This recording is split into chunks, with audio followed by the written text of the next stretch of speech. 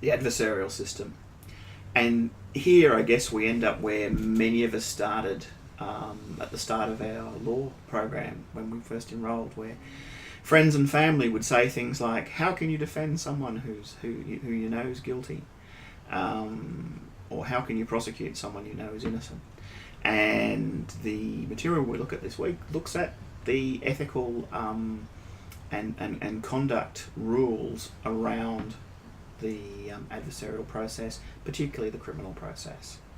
So a lot of our focus previously in this course has been around clients generally in the broader picture.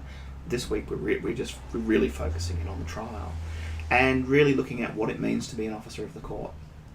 And I guess this is an interesting place to leave the course, because while the rules here can be fairly abstract, they do lay down very important principles. So all the things that people talk about that are bad about lawyers, that they lie, that they protect the guilty, that they're deceptive, that they're greasy, slimy, lowlives, all the rest of it, we look at a lot of those principles here, and in particular the rules around fairness and candour, which is an interesting word. Candour doesn't come up very often outside of, I guess, the bottled city of Candour, which fellow geeks will know what that means. But it's the attempt to respond to this idea that lawyers always lie, and all lawyers do is lie on behalf of their clients. And we look at what the constraints of what you can and can't say around your client's interests, what you can and can't do in court, what you can and can't do around witnesses. Now, some of these are, as I said, are fairly abstract and are fairly difficult to necessarily police in a meaningful way. But I think, and we certainly don't live in a jurisdiction where people stand up in court and shout, "Objection, Your Honour," badgering the witness, and there's bangings of gavels and so forth. That doesn't happen. But I think what's most important is this defines our relationship with other professionals.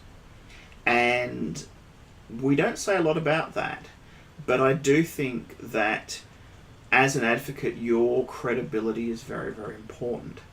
And your ability to behave in a trustworthy, fair and honest way does win you points. It wins you points with judges, and it wins you points with other advocates. So basically, if you behave in a creepy kind of greasy stereotype lawyer way all the time, no one is ever going to cut you a break. But if you behave perfectly fairly, reasonably and diligently with in relation to your client, then you're going to develop a good network of relationships. And yeah, sometimes that won't matter, and sometimes there'll be other lawyers out there who don't follow the rules or don't play by the rules, who behave in a bad way. But I do think that over time, your own reputation becomes very important, and your reputation as someone who can't be trusted is going to severely limit the kinds of cases you have, the kinds of success you have, the kinds of clients you have access to. And sure, some clients may go, "Hey, they're a win at all costs guy, they're a fantastic lawyer, they're really good, everyone hates them."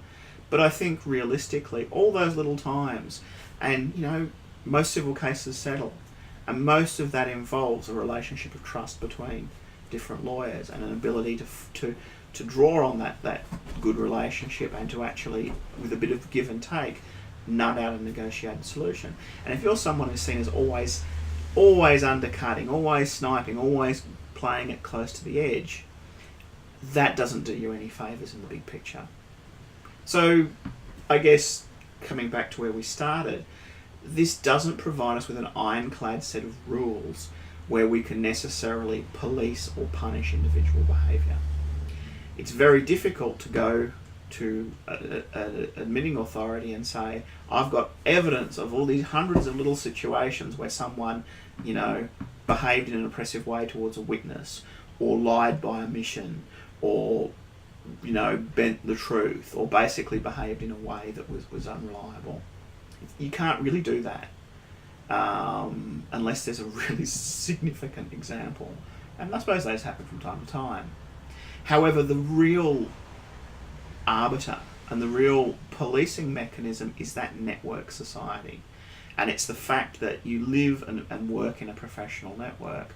And if you self-regulate, then that puts you in good standing. If you're someone who clearly can't regulate themselves, who behaves badly, that's also going to have an impact as well.